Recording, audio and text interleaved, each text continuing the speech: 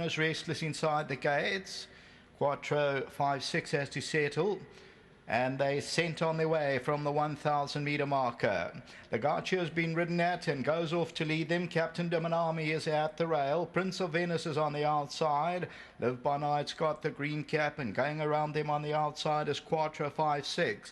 Quattro 5-6 is now disputing the lead. Then comes Hop, Skip and Jump, and towards the outside of that is McCallan and Black 8. Ramsey's between runners. It's compact though as they turn into the home stretch. Even race with 500 metres to go. Live by Night. LAGACIO's down the inside with the red cap. The outside is Prince of Venice. Then comes Hop, Skip and Jump. Further back in the run is Quattro 5-6. 300 metres to go though. And LAGACIO, that's the one to beat. Captain Dimanami's going through down the inside, and Live by Night is the outside. But it's LAGACIO digging in at the 200-metre marker. Down the inside, Captain Dimanami's trying to make a race of it, but LAGACIO will win it by a length and a half. Captain Dimanami second, third Live by Night, and then McCallan ran into fourth.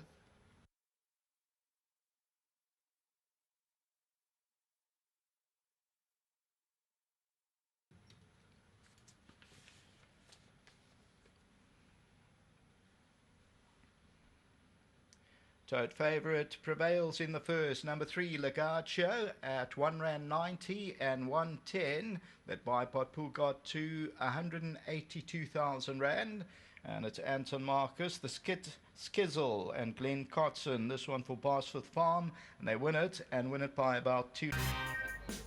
Well, all the Gujaras involved here with the son of Skizzle, and Glenn Cotson has certainly done the job for his owners.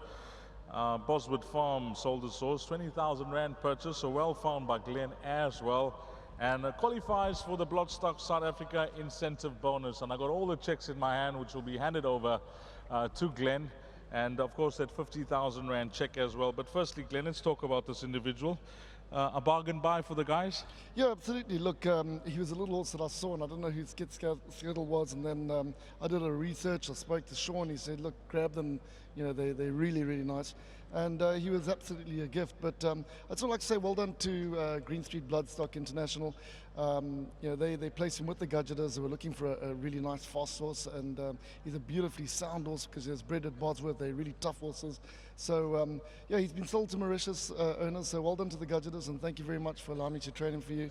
You know, it's nice to have them. They're synonymous with racing. They're the famous silks. So we're really, really chuffed. Yeah, and just nice ride by Anton. He's been sick, and it hasn't been easy.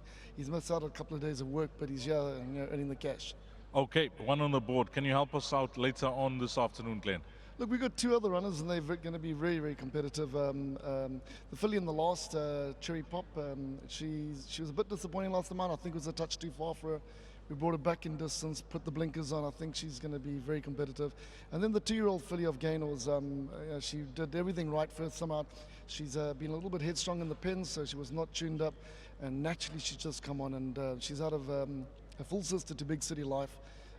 So there's lots of staying power there. So you know, the 1400 won't be a problem for her.